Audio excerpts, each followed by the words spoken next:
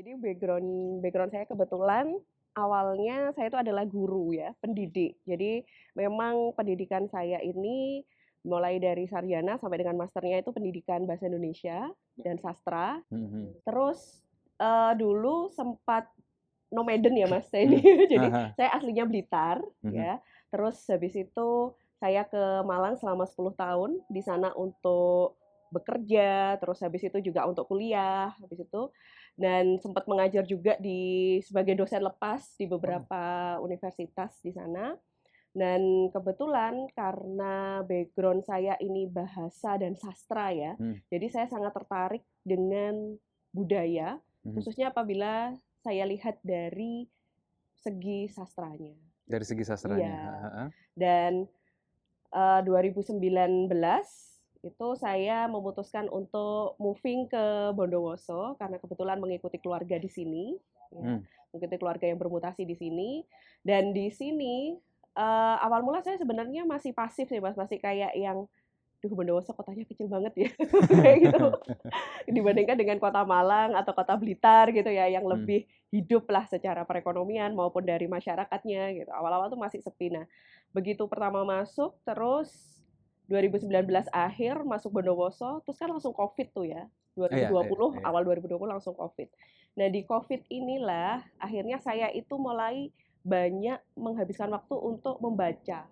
Mhm. Membaca, terus habis itu kayak ya membunuh waktu ya, biar Mhm. selama kita isolasi di rumah aja gitu. Mhm. Dan ketika membaca ini, ada beberapa artikel terkait Bondowoso itu, yang salah satunya di situ ada yang menarik perhatian saya itu adalah wayang katok. Wayang Katok, Iya, karena gini, ketika saya membuka artikel tentang Bondowoso, itu Topeng Kona, Singoulung, itu sudah banyak sekali mmm, diulas ya. mhm.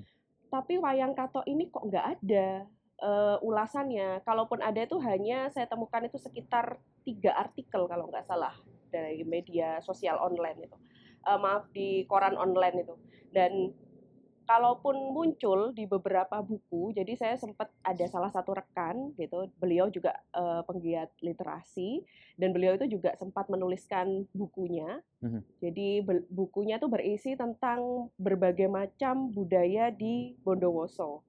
Yang judulnya itu kalau nggak salah ya, Yang Tak Kuizinkan Hilang. Jadi Heeh. tentang budaya-budaya Bondowoso. Nah, di dalam pengantar buku itu saya menemukan ada satu kata wayang katok Mhm. lagi.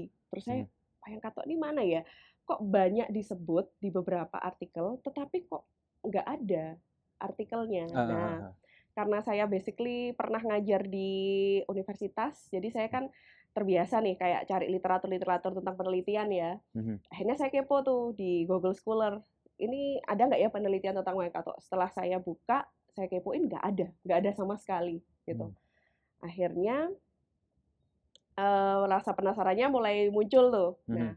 sampai ada satu waktu saya diminta oleh rekan saya itu untuk menuliskan tentang Bondowoso, Mmm. baik dari budayanya atau tradisinya atau mungkin dari sosial ekonominya, pokoknya tentang Bondowoso pada waktu itu.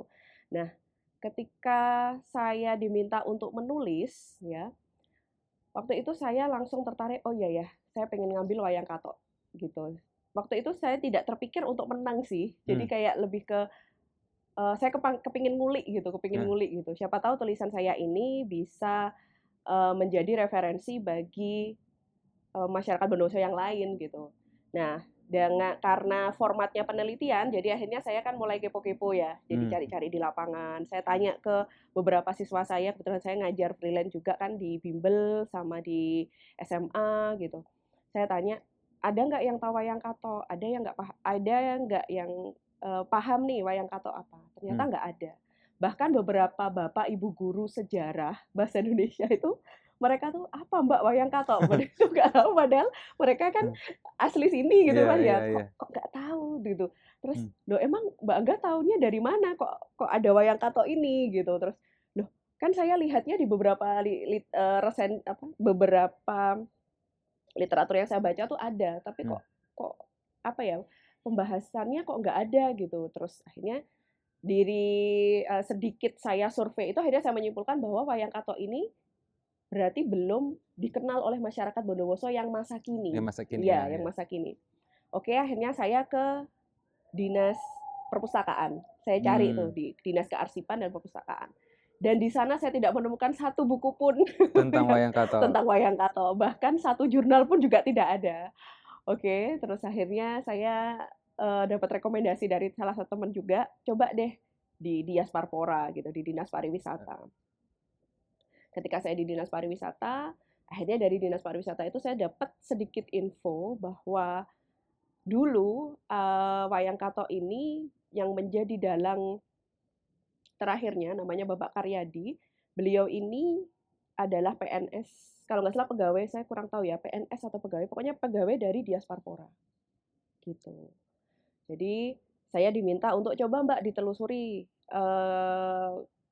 keberadaan keluarga beliau ini. Gitu. Oke, akhirnya saya mencoba mencari. Pada waktu itu saya dikasih info gimana kalau nyarinya lewat DKD, Dewan Kesenian Daerah. Karena waktu itu Dewan Kesenian Daerah itu masih mati suri pada waktu tahun 2023 itu masih belum seaktif sekarang. Jadi waktu itu saya menemui salah satu rekan yang ada di DKD, namanya Mbak Raras ya. Beliau ini ternyata juga belum tahu bentuknya wayang katok itu seperti apa. Jadi hanya tahu sebatas review dan ceritanya. Gitu. Terus dari Mbak Raras ini akhirnya saya dikenalkan oleh salah satu wartawan dari detik.com yang sempat meliput tentang wayang katok itu. Gitu. Dari beliau akhirnya saya tanya, kayaknya masih ada deh Mbak keluarganya dan kayaknya bentuk wayangnya masih ada. Karena dari info Dias Parpora sendiri katanya wayangnya sudah nggak ada gitu. Akhirnya saya kan penasaran nih bentuknya tuh kayak apa ya, saya mengejar tuh. Karena dari review-review, dari berita-berita yang saya baca, itu tuh ternyata wayang katok ini sebenarnya adalah salah satu wayang yang benar-benar khasnya Bondowoso. Jadi kalau kita di Jawa Tengah itu biasanya kita ada wayang beber ya. Terus kalau di Semarang kita ada wayang potehi, daerah Semarang. Potehi. Ya, terus kalau di Jawa Barat kita ada wayang golek. Wayang golek. Ya. Dan kalau di Jawa Timur, karena sebenarnya daerah Tapal Kuda ini ada wayang katok yang saya yakin mungkin di Banyuwangi itu tidak ada, di Jember juga tidak ada, di Probolinggo atau Situbondo itu tidak ada. Jadi Tapal Kuda ini sepertinya yang punya tradisi wayang itu hanya di Bondowoso aja gitu ya, di Bondowoso aja, dan itu amat disayangkan karena itu sudah punah ya, bisa dikatakan punah ya, jadi memori kolektif aja tuh ya untuk masyarakat sini ya, dan itu pun tidak banyak yang mengingat gitu. Nah terus saya baca lagi akhirnya sejarahnya kenapa kok bisa ada, dari siapa yang menjadi pemerakarsanya, terus bagaimana upaya-upaya untuk menyelamatkan agar wayang katok ini lestari, itu hanya saya baca beberapa artikel, terus habis itu saya cross check juga ke beberapa narasumber. Nah ketika nggak sengaja, saya ini waktu itu ada pentas seni, terus saya ini mau pinjem baju Mas, mau pinjem baju adat ya, ke salah satu salon. Saya tuh waktu itu direkomendasikan sama saya awalnya tuh pinjemnya di salon deket rumah. Salon deket rumah tuh bilang nggak ada Mbak baju adat ini, adanya di Mbak ini. Akhirnya saya ke sana. Begitu saya ke sana, ternyata saya melihat wayang katok itu dipajang. Di mana? Di rumahnya itu dipajang. Terus saya tanya, "Loh Bu, ini kan wayang katok ya?" "Loh Mbaknya kok tahu kalau wayang katok?" gitu.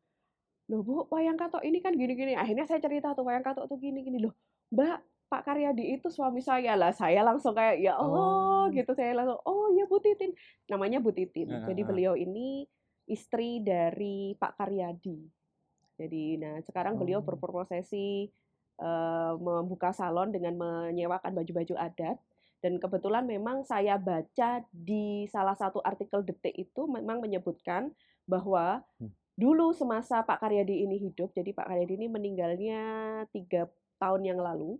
Jadi Pak Karyadi ini semasa hidupnya, beliau itu memang memodifikasi wayang katok. Wayang katok yang awalnya bentuknya agak serem gitu ya Mas ya. Dulu kan karena ya dia kan dari tahun 1960-an kalau nggak salah.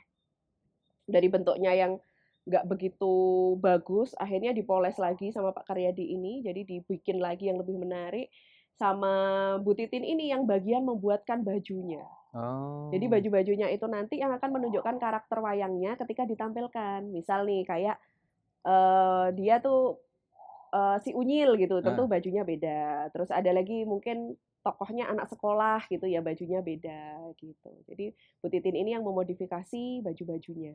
Nah, terus Bu Titin cerita, ini dulu memang sama Pak Karyadi tidak boleh diperlihatkan, jadi tidak untuk diperlihatkan untuk umum dan juga tidak dikomersilkan. Jadi memang sengaja disimpan, jadi sewaktu-waktu mungkin ada yang berminat untuk menguli, ada yang berminat untuk menulis, atau ada yang berminat untuk mengkepoi lah intinya ya, kepo lah tentang wayang katok, itu wujudnya ada. Gitu. Terus saya kan sempat tanya, kenapa Bu kok tidak diserahkan ke Dias Parpora? Ya karena apa ya, wayang kan berhubungan juga antara mistis atau enggak ya, kan kadang kita punya keterikatan tertentu dengan sebuah benda ya Mas ya, yang kita sayang untuk melepaskan kan gitu ya gitu. Itu akhirnya dari situ saya mengamati, oh iya wayang katok seperti itu. Saya mencoba memahami, oh ternyata memang wayang katok ya. Jadi kalau saya kan orang Jawa, jadi sebenarnya pelafalannya tuh katok-katok itu dari kata tok-tok gitu. Jadi ketika dimainkan itu tok-toknya itu. Jadi antara kayu, antara gagang tangan, kaki itu kan ketika bersentuhan dengan badan wayangnya itu akan menimbulkan bunyi ya, menimbulkan bunyi tok-tok-tok-tok itu. Jadi akhirnya itu yang disebut dengan wayang katok gitu. Saya masih belum fasih ya. Biasanya orang yang lidahnya asli sini itu yang katok gitu, dari wayang katok itu. Dan ternyata saya tanya juga, Bu Titin wayang katok ini dulu gimana Bu penampilannya? Mungkin yang Bu Titin sempat ingat atau mungkin Bu Titin dulu sempat mendampingi Bapak Karyadi ketika beliau tampil gitu. Ya wayang katok ini sebenarnya Mbak, ini fungsinya tuh sebenarnya memang awalnya hanya sebagai hiburan. Jadi awal mulanya itu malah dari kalau nggak salah dari Prajekan atau Curadami, dari Curadami. Itu ya yang pemerakarsanya tahun 60 atau 50 ya, Pak Arji.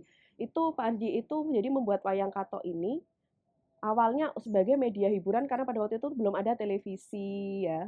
Jadi sebagai media hiburan sekaligus sebagai media bercerita kepada generasi-generasi di Bondowoso tentang kisah-kisah Bondowoso. Contohnya cerita yang diangkat itu seperti Ki Agus Kironggo atau Ki Bagus Asra ya sebagai pendirinya Bondowoso, terus tentang Gerbong Maut seperti itu.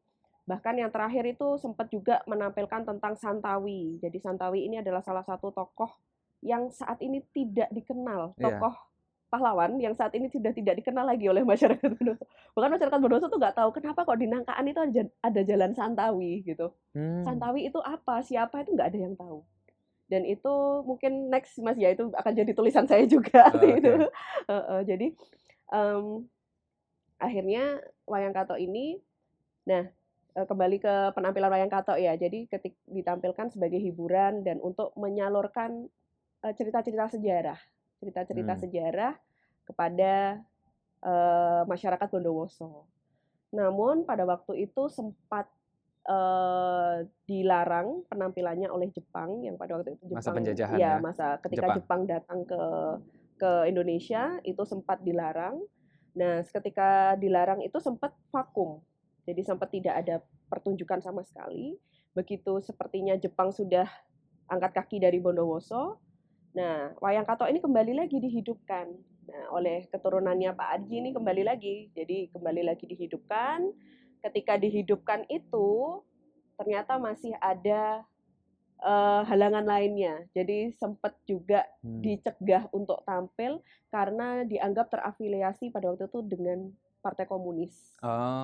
Dianggapnya ketika menyampaikan pesan itu ada penyisipan nilai-nilai komunisme. Nah, nilai-nilai komunisme. Nah, pada waktu itu akhirnya redup lagi, dimatikan lagi, redup lagi.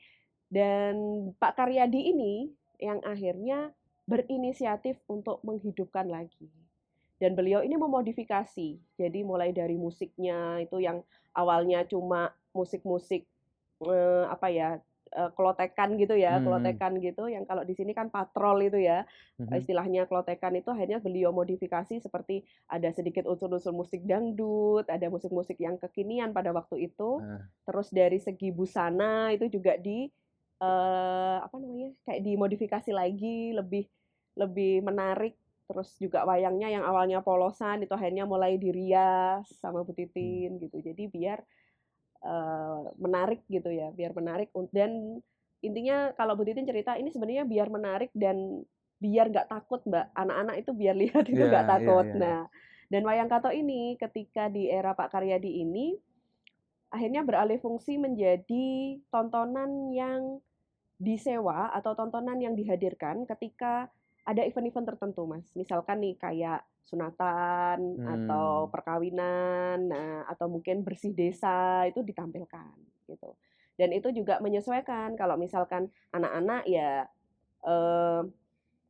cerita-cerita yang disampaikan juga tentang anak-anak gitu ya. Kayak Timun Mas kayak gitu sih kan. Terus selain Timun Mas juga ada cerita-cerita rakyat yang tokohnya tuh anak-anak ya, gitu. Dan ini wayang kato ini sebenarnya ada tokohnya itu kalau nggak salah yang populer itu ada si Udin. Udin itu unik dan dinamis ya, sama si Unyil. Apa ya kalau nggak salah unik dan lincah ya masalah ya itu.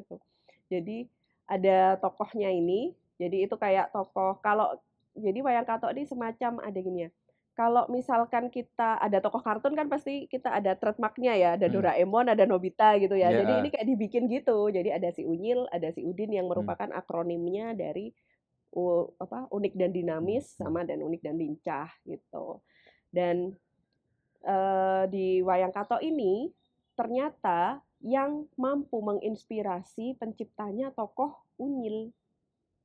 Kan kita sering melihat tokoh Unyil yang di televisi pada waktu itu TVRI ya, dan itu. Jadi dulu tuh saya kira itu tokoh Unyil duluan, baru tokoh Unyil itu merupakan wayang golek pertama gitu. Ternyata sebenarnya aslinya tuh dari Bondowoso ini gitu. Jadi yang mungkin ya, jadi penciptanya Unyil ini terinspirasi adanya wayang kato. Dan yang saya sangat kagum sebenarnya dari sosok wayang kato ini, dia itu ternyata mampu meraih atensi dari pihak Jepang. Meskipun pada waktu itu dilarang penampilannya, ya, tapi sama beberapa orang yang penggiat budaya pada waktu itu, wayang kato ini sempat dibawa ke sana untuk ditampilkan. Iya, untuk ditampilkan di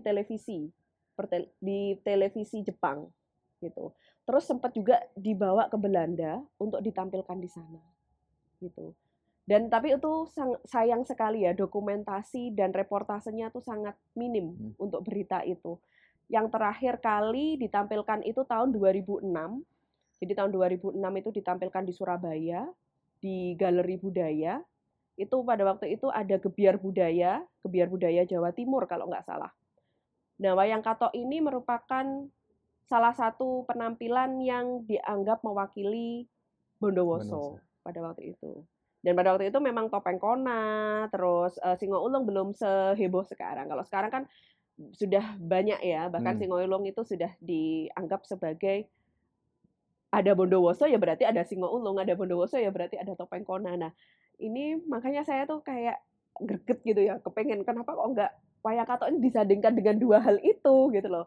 Karena ini unik loh, nggak ada di daerah lain loh. Sedangkan di daerah lain mulai gencar kan, kayak wayang potehi, wayang beber, terus wayang golek itu kan bener-bener wayang kulit terutama itu bener-bener gencar sekali di rekonstruksi, gencar sekali direvitalisasi. Kenapa kok wayang kato ini dibiarkan tenggelam gitu?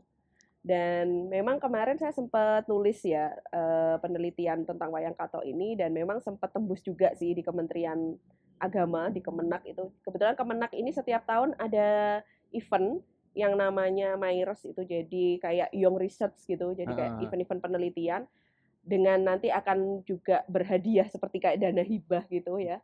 Saya tuh ngajukan, siapa tahu dengan dana hibah ini saya bisa menghidupkan lagi wayang kato ini. Tapi ternyata kemarin masih belum beruntung, jadi masih sampai ke 120 besar aja se-Indonesia ya.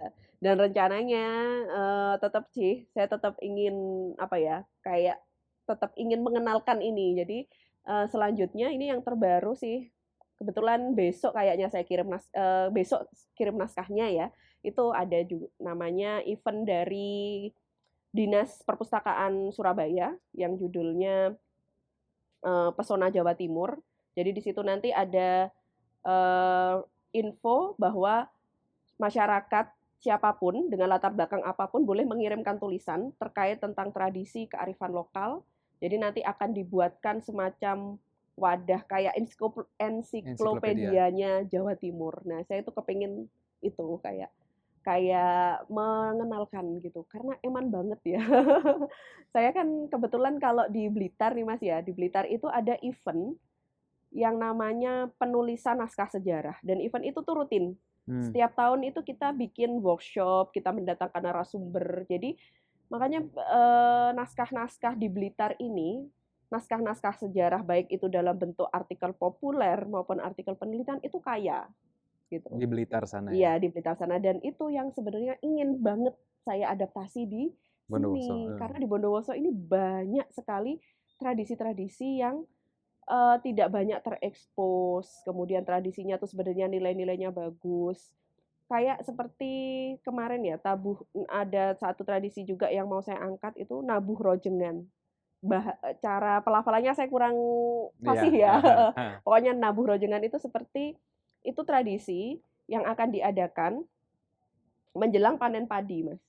Jadi di situ nanti akan ada lesung yang panjang dan di situ ada beberapa petani perempuan di situ yang nanti mereka akan memainkan lesung dan juga memainkan pukulannya. Nah, itu sebagai bentuk rasa syukurnya bahwa mereka sudah panen gitu. Itu pun juga sudah mulai punah gitu. Jadi saya kepengen ngambilnya itu, padahal Bondowoso ini kan termasuk salah satu kabupaten yang pertaniannya tinggi ya. Jadi bisa dikatakan Bondowoso ini daerah agraris. Daerah agraris. Nah, daerah agraris dan di Bondowoso ini saya banyak menemukan bahwa keluarga-keluarga petani itu perempuan-perempuannya tuh juga berdaya gitu. Jadi saya tuh kepengennya kayak ngambil representasi perempuan dalam masyarakat agraris yang tergambar di situ. Jadi ternyata perempuan tuh fungsinya bukan ketika panen datang ya, itu perempuan itu tidak hanya bagian masaknya aja gitu, tapi dia juga bagian manennya, bahkan dia juga bagian mengolah padinya dengan sampai digambarkan dengan lesung itu gitu. Terus ada juga Santawi ya, pahlawan Santawi itu banyak yang tidak tahu Santawi itu siapa. Bahkan ketika saya bercerita tentang siapa Santawi di hadapan seorang guru sejarah ya di sekolah saya, di seorang guru sejarah, itu mereka sampai kok Mbak nggak tahu ya, padahal saya nih orang Bondowoso nggak tahu lah. Kan nama beliau itu sudah dijadikan nama jalan. Seseorang yang sudah dibadikan nama jalan berarti seseorang itu punya kontribusi terhadap satu daerah itu gitu. Dan anak-anak sekarang tuh nggak tahu Santawi itu siapa, Santawi itu kiprahnya apa, Santawi itu perannya apa untuk Bondowoso. Yang mereka tahu itu hanya Kironggo. Itu pun baru tahu mungkin akhir-akhir ini ya. Gitu. Jadi kalau Santawi ini sebenarnya pejuang lokal, Mas. Jadi dia itu anak santri.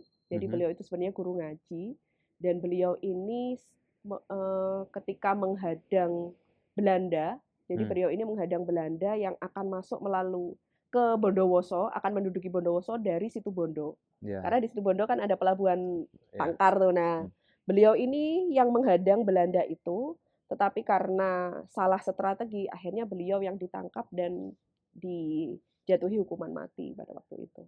Dan ketika beliau dijatuhi hukuman mati inilah akhirnya santri-santrinya dan pejuang-pejuang yang menjadi rekan-rekannya akhirnya berontak dan berani untuk mengusir Belanda dari Bondowoso. Dan itu kisah yang garis besarnya kan seperti itu ya. Itu pun nggak ada yang tahu anak-anak zaman sekarang. Dan saya tuh agak gini ya, miris kenapa ketika guru sejarah itu mencantumkan tokoh sebagai materi dalam pembelajaran sejarah, kenapa kok nggak tokoh-tokoh terdekatnya dulu gitu. Misal tokoh sejarah yang paling berpengaruh di Indonesia, misal di Ponegoro ya, semua tahu di Ponegoro ya. Di Ponegoro, Jenderal Sudirman. Terus habis itu ya banyak ya, ada Cut Nyak, ada Tengku Umar, banyak sekali. Kenapa kok enggak kita ketika menyampaikan sejarah itu diawali dengan kita berasal dari mana? Dari Bondowoso. Oke. Bondowoso ini kira-kira punya tokoh sejarah atau tokoh pejuang nggak sebelum akhirnya Bondowoso itu menjadi kota yang seperti ini, gitu. Ada, misal siapa? Ki Ronggo, karena Ki Bagus Asra, karena beliau yang menemukan Bondowoso pertama kali. Oke, ada siapa lagi gitu. Jadi sangat disayangkan ya, saya kurang tahu ya apa karena kurikulum atau bagaimana, tapi sebenarnya tetap bisa kok menyisipkan seperti itu, gitu. Karena di sini kebetulan untuk event-event budaya kan masih baru hidup lagi ya Mas ya, gitu. Beda dengan kalau saya dulu, kan kalau di Blitar, di Malang itu kan event budaya memang sebuah rutinan ya. Bahkan di Blitar itu ada event yang memang khusus untuk Blitar banget. Jadi Blitar ini ulang tahunnya kalau nggak salah bulan Juni. Di bulan Juni ini selama 1 bulan guru itu wajib memakai baju adat, baju khas Blitar. Jadi baju khas Blitar, baju daerah khas Blitar, baju agak semi Jawa gitu. Terus dalam waktu 1 bulan ini ketika berkomunikasi di sekolah tuh wajib menggunakan bahasa Jawa. Nah, terus ada event seperti kayak lomba paduan suara tentang lagu Blitar, lagu daerah seperti itu, dan itu yang mungkin saya belum menemukan di sini dan semoga nanti bisa ada yang mengadakan. Gitu. Gimana strateginya? Kenapa Mas? Untuk mengadakan yang seperti itu di Bondowoso? Waduh, kalau strateginya itu kayaknya harus dari bawah ya.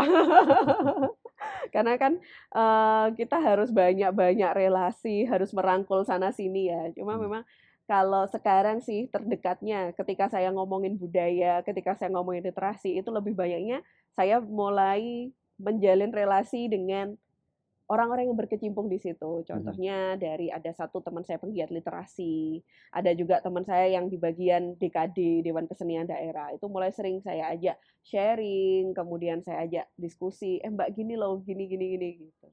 Dan untuk strategi yang paling sederhana ya Mas ya, dari saya sendiri yang bisa saya lakukan gitu. Kalau yang wah besar-besar kan saya belum bisa ya, karena kan saya juga di sini pendatang, masih baru kan ya. Jadi strategi yang paling bisa saya lakukan itu adalah mempublikasikannya. Publikasi. Iya, lewat publikasi, lewat tulisan. Itu jadi saya ingin bersuaranya tuh lewat tulisan, lewat publikasi. Siapa tahu nanti saya dapat kesempatan mungkin ke Surabaya atau ke Jakarta untuk mengenalkan bahwa ini loh Bondowoso punya tradisi sebegini bagusnya dan sebegini uniknya gitu. Itu sih.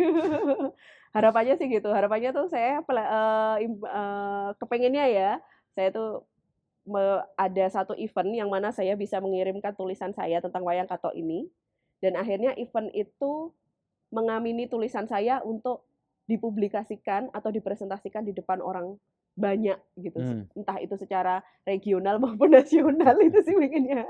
Jadi sementara seperti itu ya. Siapa tahu dengan saya berpublikasi, saya menuliskan, saya kayak gini nih ya ditampilkan juga ya kayak di podcast gini, mungkin ada nanti yang pihak-pihak terkait atau stakeholder yang tertarik untuk oh iya ya Bondowoso ada ini ya gitu. Menghidupkan lagi. Gimana perasaan sebagai orang Blitar pendatang gitu, memperjuangkan kebudayaan, maaf cakapnya orang-orang. Kan kalau saya sebagai orang Medan kadang-kadang berpikir gini, saya kan banyak fokus sejarah itu di wilayah Jawa Timur, Tapal Kuda terutama. Kadang-kadang saya mikir gini, aku kayak mengkhianati kampung halamanku ya. Oh iya benar banget. Ada perasaan kayak gitu nggak? Ada sih. Kemarin ya sempat ada beberapa teman tuh yang gini, kok kamu jadinya ya beberapa teman yang kebetulan jurnalis ya. Saya kan memang rata-rata teman saya tuh kepenulisan ya Mas ya gitu. Kok kamu sekarang lagi banyak nulis Bondowoso sih, kan mana ini identitas keblitaran mana? Kan kamu lahir sama besar di sana loh selama terus gini.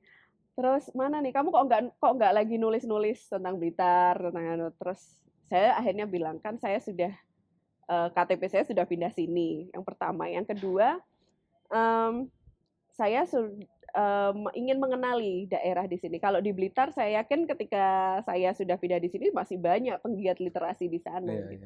Tetapi di sini yang saya sayangkan adalah penggiat literasi dan budayanya yang masih terbatas ya. Mungkin beliau-beliau ini saya rasa mereka juga tak kurang-kurang usahanya untuk memperjuangkan budaya Bondowoso, tetapi mungkin juga terbatas gerak atau mobilitas karena gini ya, kalau Blitar ini kan kotanya mobile ya Mas ya. Ada dilewati kereta, dilewatin bis yang sedangkan di Bondowoso ini kan kotanya kecepit tuh ya, kecepit gunung-gunung tuh ya. Betul, di tengah kecepit gunung-gunung. Dan itulah yang akhirnya membuat mungkin masyarakat di sini itu memiliki rasa keengganan untuk keluar dari Bondowoso ini gitu.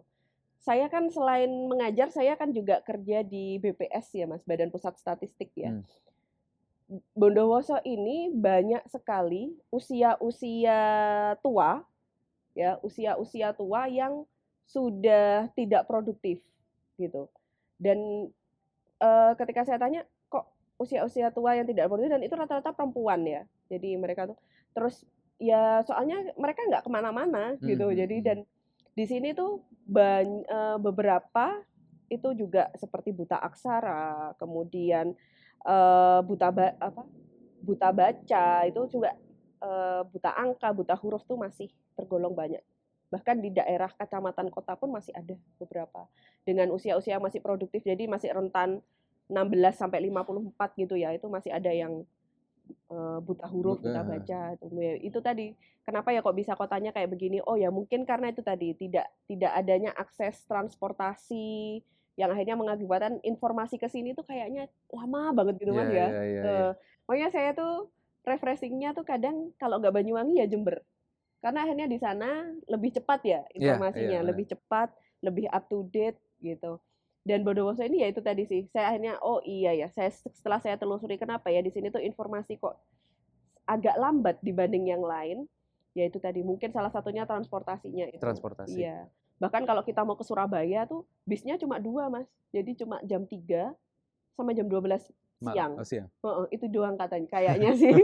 Jadi saya tuh kalau mau keluar luar kota gitu ya ke Jember dulu. Jadi harus ke stasiun Jember dulu. Kalau mau ke Jakarta, ke Surabaya naik kereta ya harus ke Jember dulu. Di sini kan ini stasiunnya sudah. Dan itu sangat diemankan. Kayak stasiun ini pun ya. Nah kayak kita mumpung latarnya kita di stasiun ya. Kayak stasiun. Kemarin ketika murid saya ada lomba di sini, saya tanya, kamu baru pertama ke sini? Iya. Terus kamu ngapain aja selama 18 tahun kamu hidup di Bondowoso ini? Mbak Angga sering ke sini? Mbak Lia sering ke sini? Iya dong, kan saya sering ke sini. Saya sering baca-baca di situ. Dulu waktu pandemi kan masih kemana kan nggak tahu ya. Akhirnya ya udah saya ke sini. Masa kalian yang sudah 18 tahun hidup di Bondowoso, terus lahir di sini gitu, nggak tahu kalau di sini ada museum sebegini bagusnya. Dan mereka kemarin masih ternganga-nganga gitu Mas, lihat di dalam-dalamnya gitu, wah ternyata dalamnya gini ya Pak. Sampai sebegitunya saking nggak taunya ya? Iya, bahkan bu gurunya pun, bapak ibu gurunya pun juga pertama kali ke sini gitu. Kan gini ya, saya sampai bilang sebenarnya kita itu ketika mengajar, guru itu kan sekarang diberi kebebasan untuk ngajar ya. Nggak harus di kelas kan, mengajar itu sebenarnya tidak harus di kelas, bisa di mana saja.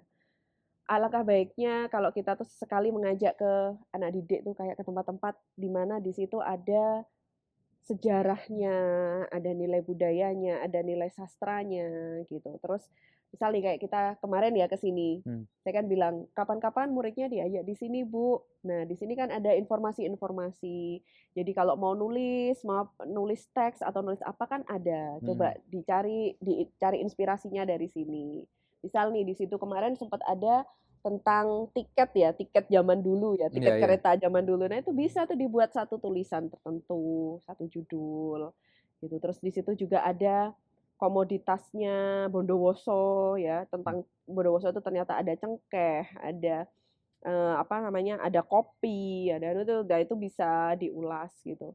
Jadi siswa itu tidak hanya dapat tugas dan belajarnya, tapi mereka juga mengenal, oh ini loh tempat budaya di Bondowoso tuh, dan mereka baru tahu kemarin itu.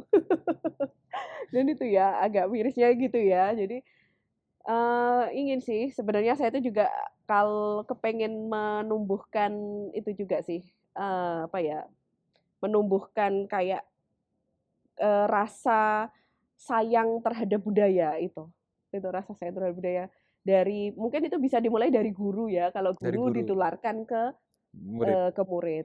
Makanya saya kalau pas lagi ada jam misalkan disuruh ngisi seminar atau disuruh ngisi workshop itu pasti saya sisipkan tuh pentingnya kita tetap mengenalkan budaya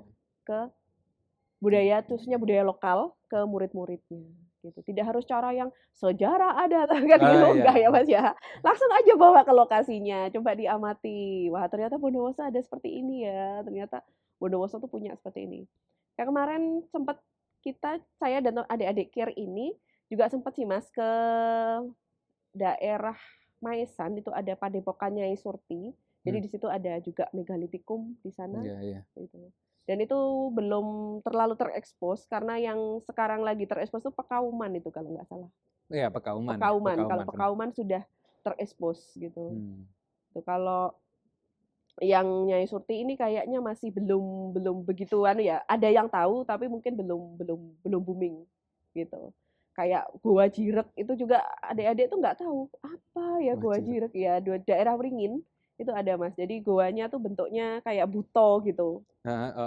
Ada batuannya kayak bentuknya buto, terus di situ ada goanya. Tapi memang di sini di Bondowoso ini salah satu yang jadi kendala kenapa kok tempat pariwisata di sini tuh hanya booming sesaat, habis itu udah booming sesaat, habis itu udah, dibandingkan daerah-daerah yang lain ya, daerah-daerah kota yang sedang merancang kebudayaannya.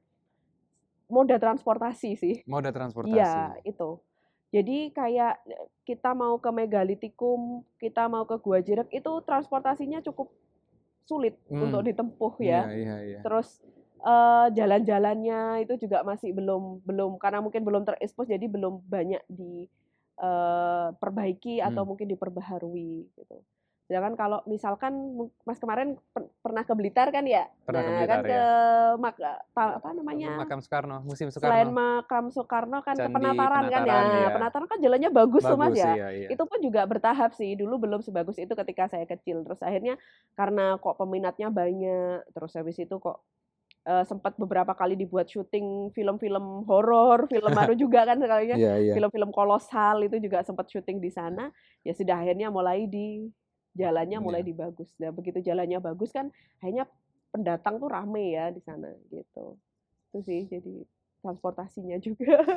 Banyak ya tantangan. Iya, jadi sepertinya ini tidak hanya tugasnya 1-2 orang yang menggiati budaya ya. Jadi kayak kita kesadaran bersama sih itu, kesadaran bersama, terus peran dari satu dan lain pihak yang saling berkaitan gitu. Kayaknya terus juga pemerintahnya juga nanti harus mau dengan terbuka dan legowo untuk menerima aspirasi-aspirasi dari kami ini yang sebagai penggiat sekaligus masyarakat untuk menyampaikan aspirasinya gitu.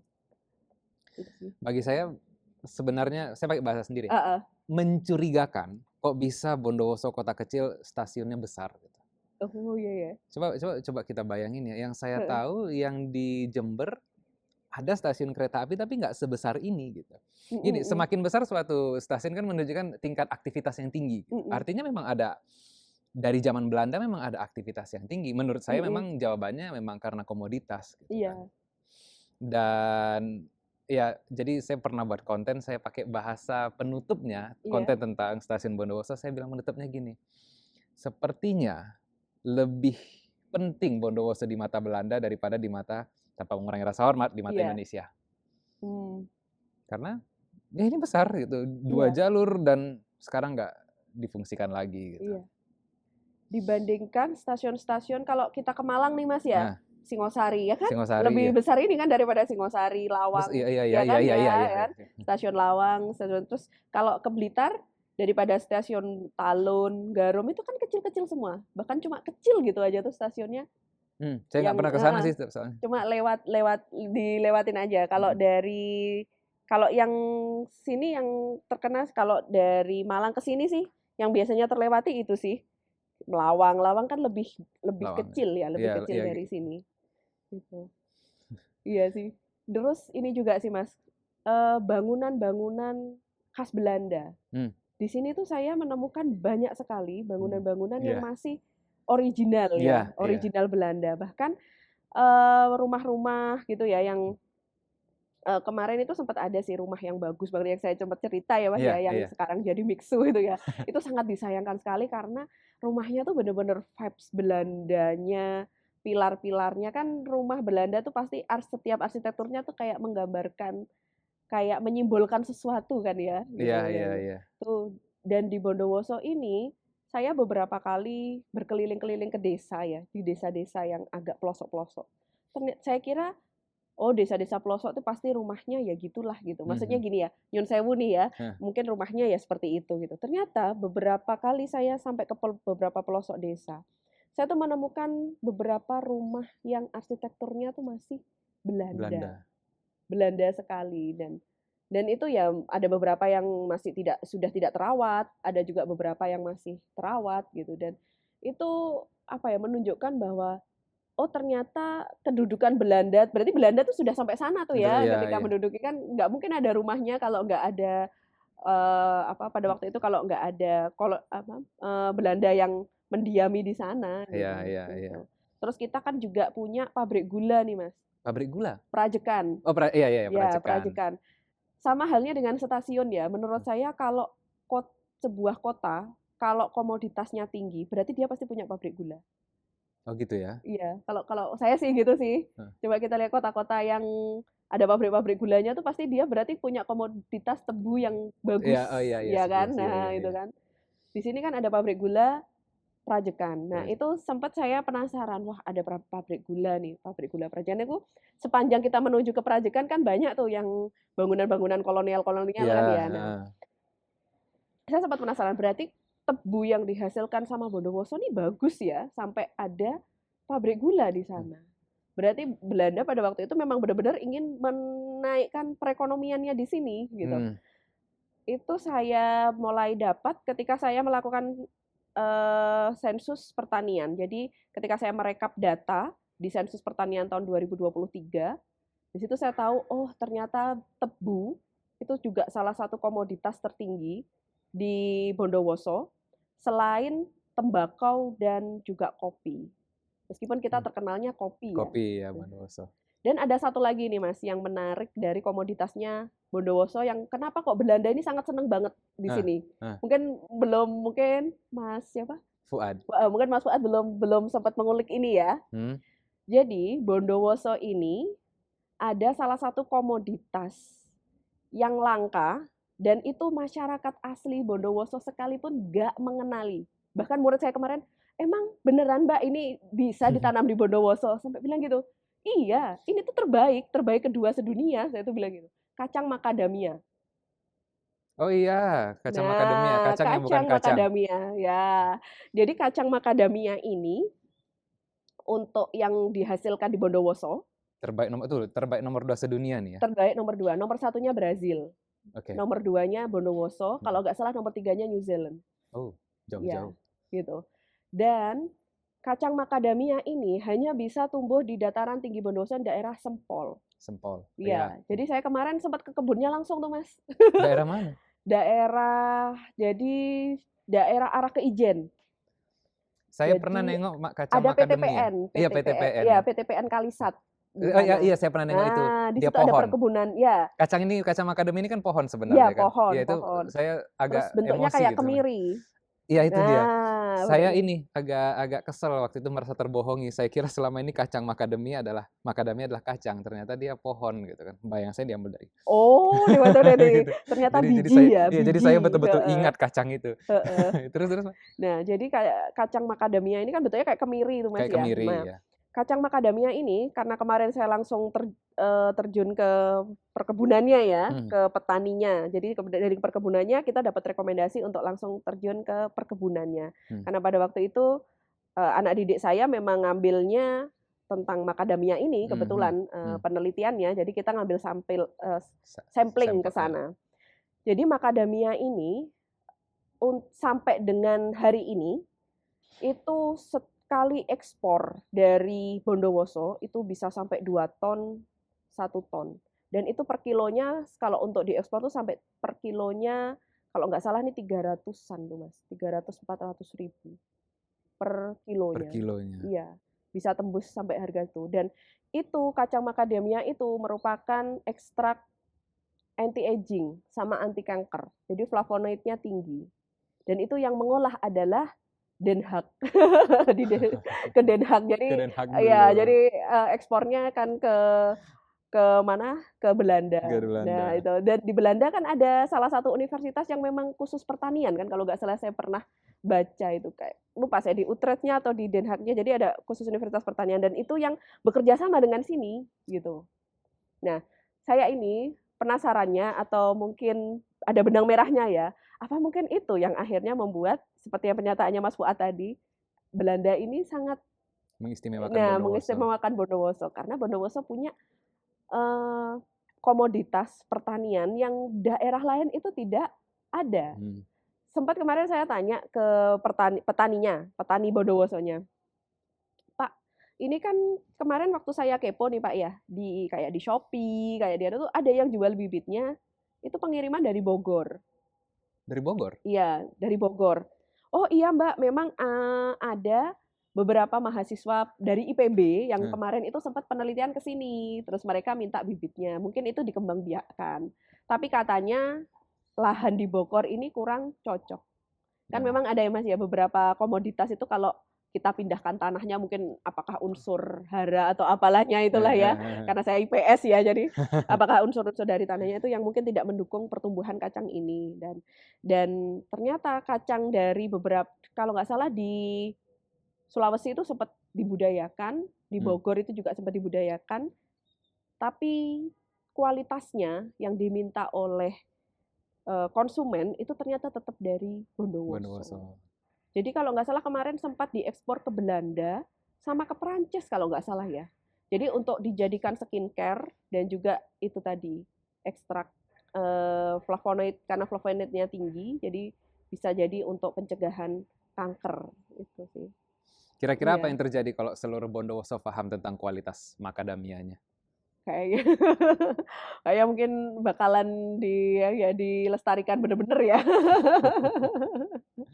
Tapi sayangnya belum banyak sih. Bahkan anak-anak muda tuh kayak, apa sih Mbak macadamia? Dan memang lagi-lagi penelitian yang terkait hal itu sangat minim. Ya, literasinya, terus buku-buku arsipnya itu juga sangat minim. Jadi orang nih, apa sih macadamia, kan nggak ada yang tahu ya macadamia itu apa. Dan saya kaget ya ketika beberapa koran di internet tuh waktu saya baca ya Mas ya, itu tuh ternyata kacang macadamia nih yang di Bondowoso tuh terbaik kedua. Wah, iya ya, gitu. Bahkan begini nih, awalnya tuh gini, ada salah satu saudara saya itu ke sini, terus dia tanya, aku tuh pengen banget beli kacang macadamia, itu kacang terbaik loh. Dan saya cuma, emang ada kacang terbaik sih? Dari situ akhirnya saya tahu, oh iya, ternyata bentuknya kayak kemiri ya, kacang macadamia gitu. Dan ternyata harganya cukup mahal karena memang ekstraknya, jadi pengolahannya. Iya, kalau untuk makanan itu sepertinya kurang ya Mas ya, maksudnya kan terlalu mahal ya untuk masyarakat dikonsumsi, kecuali kalau untuk oleh-oleh itu. Jadi kalau di Belanda itu petaninya kemarin juga cerita, kalau di Belanda ini memang untuk ekstrak skincare Mbak, katanya tuh bagus banget gitu. Jadi akhirnya untuk anti aging gitu katanya. Jadi memang kita itu sudah rekanan, jadi sudah ekspor ke sana tuh sudah rutinan tiap tahun itu, kadang 1 ton, kadang 2 ton tergantung dari permintaan sana. Tapi minimal sih 1 ton itu sih. Gitu. Katakanlah misalnya Belanda. Ini misalnya gini, kita ingin mengedukasi tentang macadamia ke masyarakat Bondowoso gitu, karena kita melihat potensi yang besar dari macadamia ini untuk meningkatkan ekonomi, atau kalau semua sadar, mereka juga pasti akan meningkatkan kualitas macadamia itu untuk keuntungan konsumen, katakanlah seperti itu. Otomatis kan aktivitas seperti itu kan membutuhkan pelatihan, sosialisasi, dan banyak pendekatan lah kan. Nah, saya tengok di sini ada 2 stakeholder. Yang pertama itu Belanda dan yang kedua Bondowoso. Kira-kira mana menurut Mbak Tia, mana yang lebih punya tanggung jawab untuk menginformasikan itu ke masyarakat sini? Belanda apa Bondowoso? Yang pertama Bondowoso sih Pastinya ya. ya. Iya. Yang pertama Bondowoso, mungkin Bondowoso dari pihak-pihak yang terkait di situ mungkin bisa minta rekomendasinya dari Belanda. Misalkan nih, coba minta untuk dana misalnya ya Mas ya, minta kita pengajuan hibah atau dana untuk memberdayakan masyarakat di sekitarnya itu. Jadi dan itu kayaknya ya, apa ya, masyarakat sana sendiri pun kayaknya juga kurang ini ya.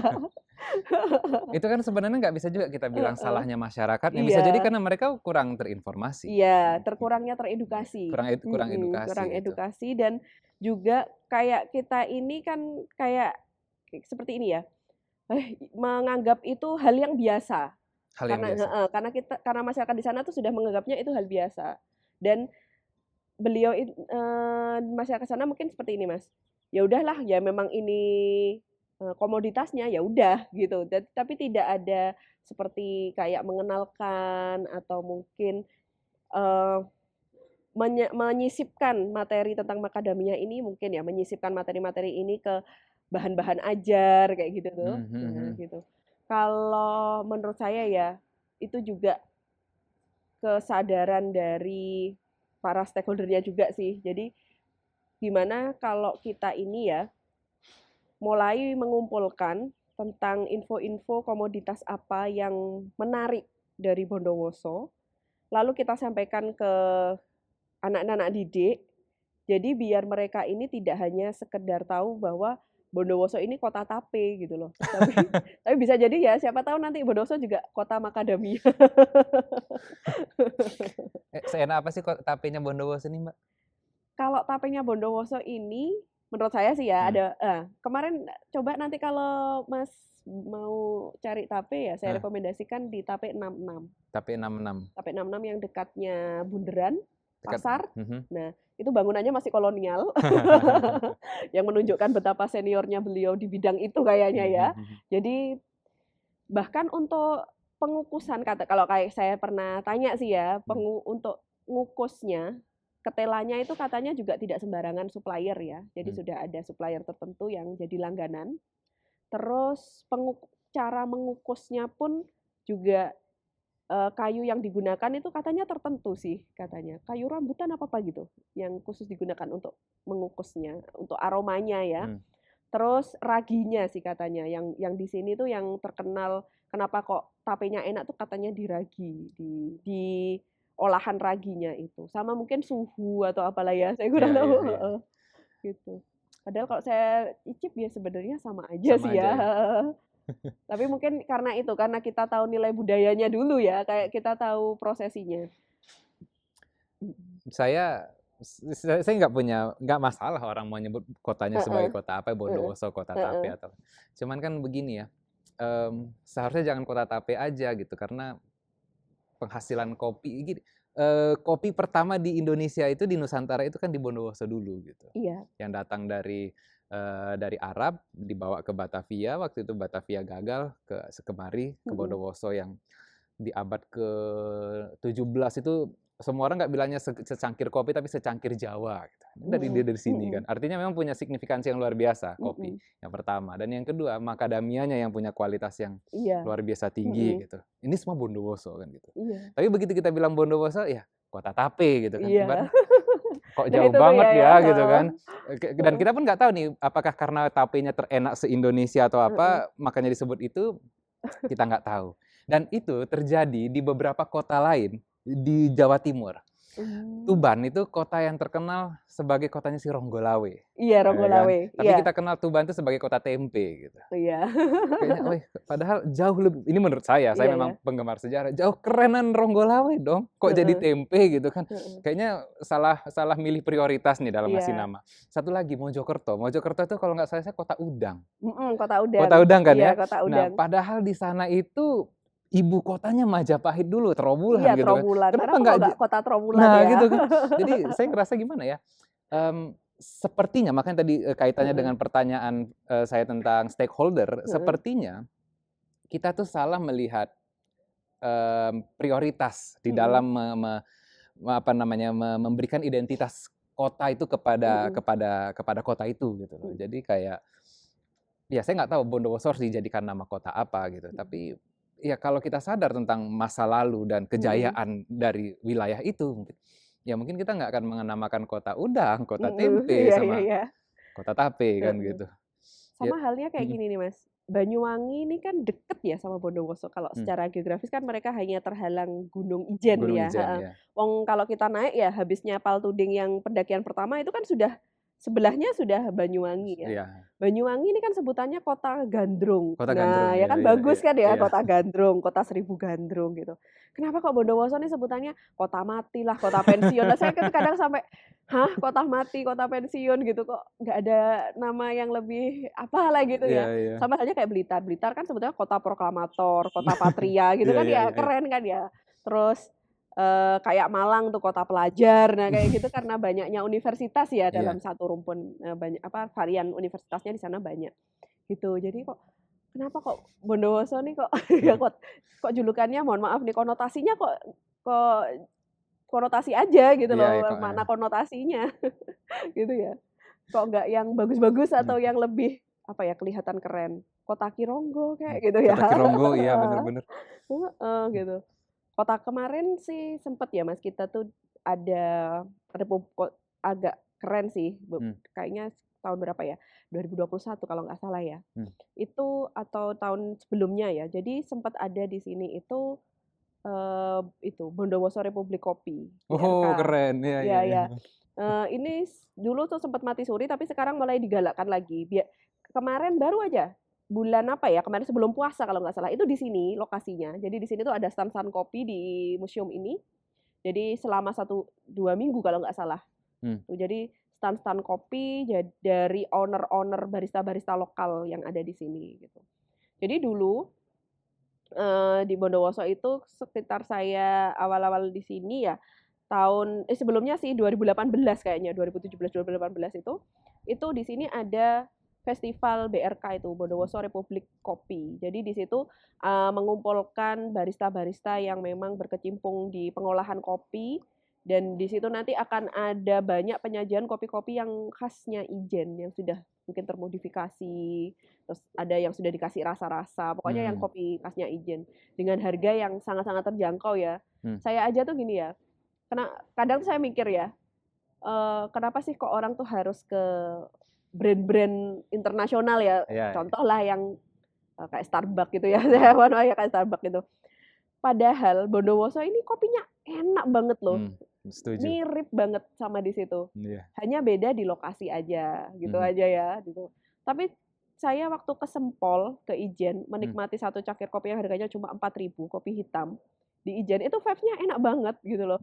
Nah itu kok terus sangat disayangkan itu sempat mati suri sejenak festival itu, tapi sekarang sudah mulai ada ya, up lagi gitu. Dan itu mungkin juga ya, akhirnya beberapa franchise yang berkecimpung ke kopi itu saya amati selama saya jadi warga Bondowoso nih, meskipun saya masih belum lama ya. Rata-rata franchise yang bergerak di usaha kopi dengan harga yang cukup tinggi, itu di sini tuh pasti nggak lama. Karena mereka akan kalah dengan barista-barista lokal atau kopi-kopi warung lokal yang nggak kalah enak sih. Dan baristanya juga terdidik ya di dalam perkopian pastinya. Ada yang sudah tersertifikasi, ada juga mungkin beberapa yang masih otodidak gitu. Tapi yang jelas kan bubuk kopi di sini tuh kan enak banget kan ya, kopi Ijennya kan. Enak banget. Bahkan kayak gini yang tadi Mas, saya kopi tubruk gini aja tuh enak tuh kalau di sini tuh. Iya, benar. Gitu. Jadi kan kita sering dibilang ya kopi Toraja dan Mandailing, kopi Aceh, kopi Aceh, Gayo. Jadi kalau kita nyebut kayak Toraja, Gayo, Mandailing kayak eksotis gitu loh. Tapi kalau kita bilang kopi Ijen atau kopi Bondowoso itu orang kayak biasa aja gitu. Padahal dua, yang pertama kopinya enak dan ini induknya gitu. Ini induknya kopi-kopi yang tadi gitu. Dan yang kedua ya memang dari segi sejarahnya, memang dari sini semua kopi yang ada di Nusantara itu awalnya gitu. Jadi kan Wow, saya malah baru tahu ini. Iya, jadi dramanya luar biasa. Drama kopi di Nusantara ini sebenarnya luar biasa. Jadi di era dulu dia kan Ethiopia gitu. Itu kan dalam kekuasaannya Ottoman. Orang Ottoman itu dia nggak memberikan kesempatan untuk untuk negara-negara lain itu mengeluarkan biji kopi itu gitu. Induknya itu nggak dikasih. Nah, jadi akhirnya diselundupkan sama salah satu orang Prancis atau ini saya lupa ya. Sama abis itu mereka transaksi sama orang Belanda dibawa kemari ke Batavia waktu itu. Pas di Batavia dicoba ditanam, gagal karena banjir. Jadi Jakarta dari dulu udah banjir terus sampai sekarang kan gitu. Akhirnya dibawa lagi kemari, akhirnya jadi. Dari situ monopolinya Ottoman jadi terganggu sama monopolinya Jawa. Gitu. Kopi Java, makanya ada istilah kopi Java Coffee gitu. Jadi memang ya itu di Bondowoso kan gitu.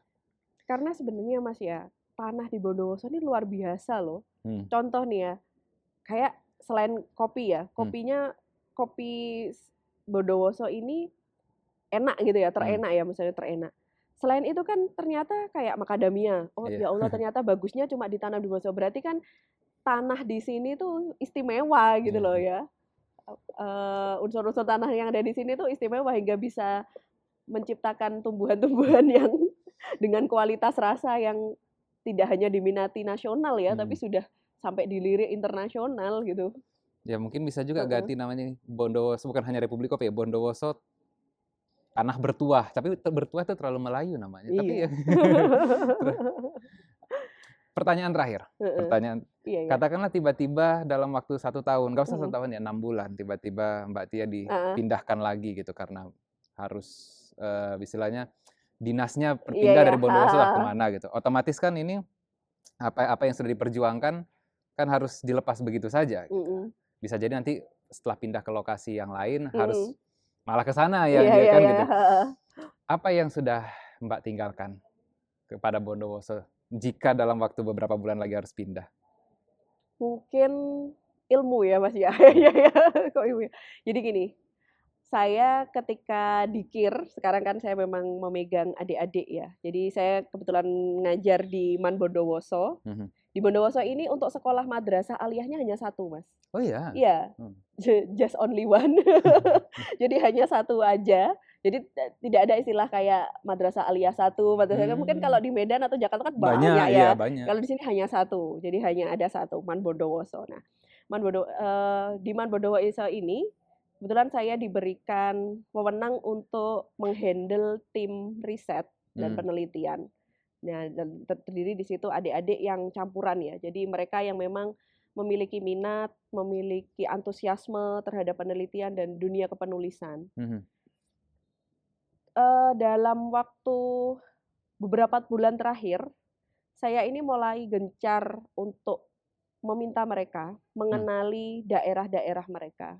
Sampai saya bilang, kalian tulis sebanyak mungkin tentang daerah kamu, kirimkan kemanapun, mana yang dimuat, ya itu nanti yang akan jadi jejak digital budaya di daerahmu. Saya gitu. Dan kemarin terakhir itu kita mengirimkan di Balitbang, Balai Penelitian Pengembangan yang ada di Bapeda sini, tapi belum ada informasinya. Tapi yang saya bangga kemarin adalah salah satu murid didik saya di KIR itu, dia saya minta untuk menuliskan tentang tradisi, dan dia akhirnya memilih tradisi Arebeh Keni. Jadi waktu itu temanya Islam, Pemuda dan Budaya. Saya minta temanya peran pemuda dalam keluarga. Subtemanya tuh peran pemuda dalam keluarga. Saya bilang peran pemuda dalam keluarga ini bukan semata dia sebagai anak, tetapi bisa juga dia sebagai pembawa budaya atau dia pengembang budaya. Contohnya, kalau misalkan kita ada tradisi genduri, kalau bapaknya nggak bisa datang, anaknya yang laki-laki yang datang. Akhirnya apa? Tradisi itu diturunkan. Tradisi untuk mendatangi genduri itu diturunkan dari ayahnya ke anaknya. Itu yang sederhananya seperti itu. Nah, kemarin itu akhirnya salah satu dari murid saya ini, oh ya Mbak, ada tradisi di daerah saya namanya Arebeh Keni. Ini nanti gini Mbak. Jadi setelah menjelang Lebaran itu semua keluarga itu harus kayak kerjasama menyiapkan seperti hidangan-hidangan khusus yang memang hanya akan keluar ketika Lebaran itu gitu. Dan itu juga ada beberapa tradisi-tradisi juga di situ seperti kayak saling menghantarkan atau mungkin makan barengnya atau gimana, masak barengnya gitu. Dan di situ juga ada menu-menu tradisional yang mana resepnya pun juga diturunkan gitu ya. Oke, ini tulisannya bagus. Ayo silahkan dikirim.